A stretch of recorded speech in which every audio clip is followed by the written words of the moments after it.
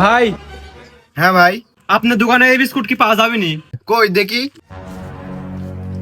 এই বিস্কুট, এই বিস্কুট তো আমি প্রথমবার দেখলাম। ভাই, এই বিস্কুট আমার দোকানে পুরা বাজারেই নাই।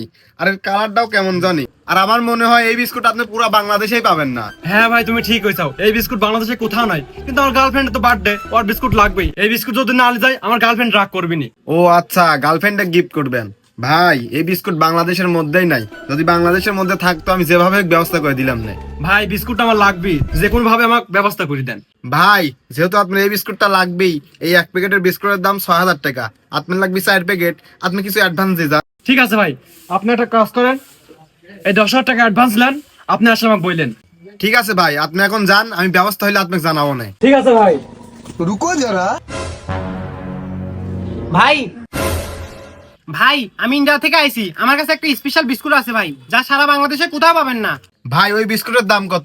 ভাই যেহেতু বিস্কুট কোথাও পাওয়া যায় না, তাই এক প্যাকেট বিস্কুটের দাম 5,000 টাকা। ও ঠিক আছে, তাহলে দেখাও।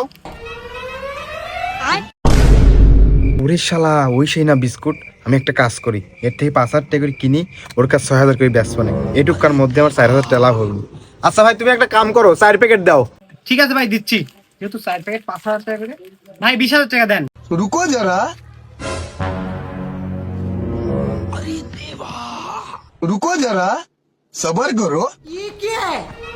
দেখছো ভাই, আমরা দুজন লাগি দোকানদারে কত বোকা বানাইলি। 10,000 টাকা দিই, 20,000 টাকা নিলি। দেওয়ার ভাগ দে।